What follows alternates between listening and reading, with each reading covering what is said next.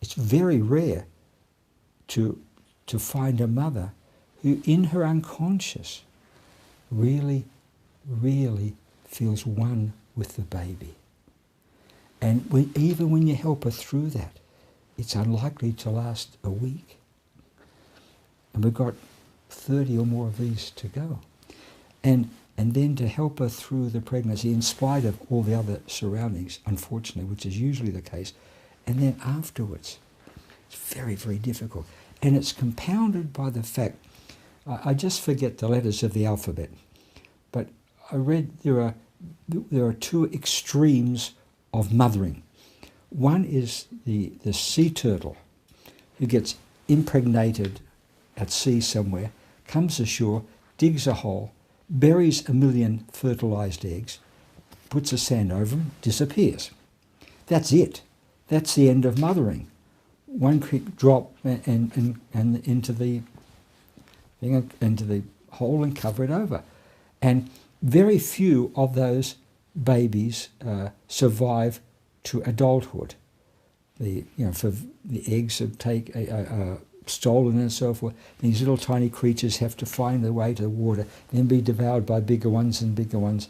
So there's not many that out of this 1 million that actually make it to full adulthood to carry on the breathing. That's one extreme. We are the other extreme. We have the most dependent babies of all. And it was so dependent for so long and so dependent on the mother. Therefore, it's such a difficult job. And she needs constant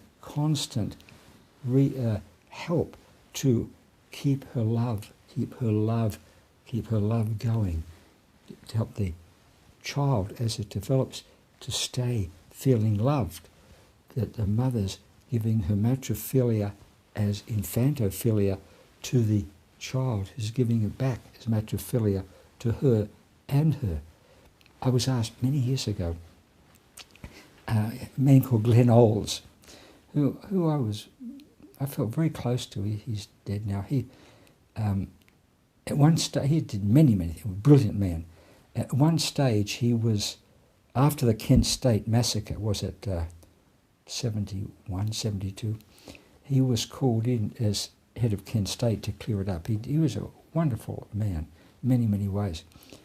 And one day he said to me, he was much involved with United Nations. What's the one thing we could do to really help mankind? And I said, I had to have a moratorium on mothers.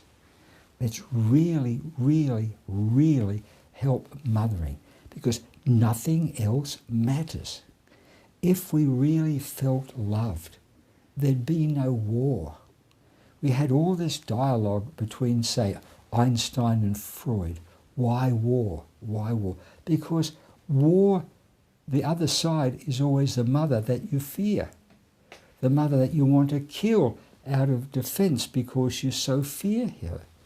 And we just need to help mothers in every way. And then we would breed children without fear. And without fear, there'd be no anguish, there'd be no disease, there'd be no greed, there'd be no hatred, there'd be nothing that our civilization is increasingly manifesting. So we do know how to correct it. There are all these mechanical things that can be done, and you just put love on the top of it, or love with it, or love through it, and there it is. And you've got people who have shown the way, like Grantley Dick Reed, childbirth without fear. Illingworth, R.S.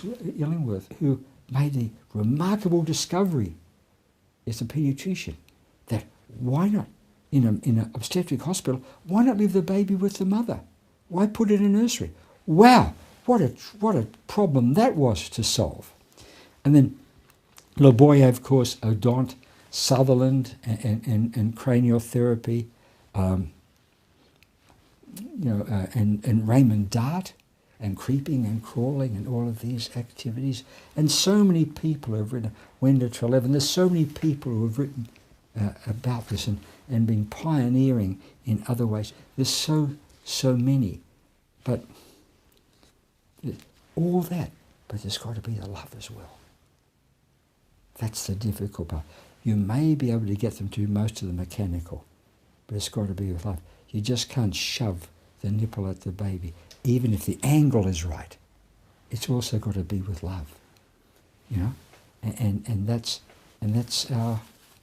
If we're going to, I believe, save us, this is what has to be.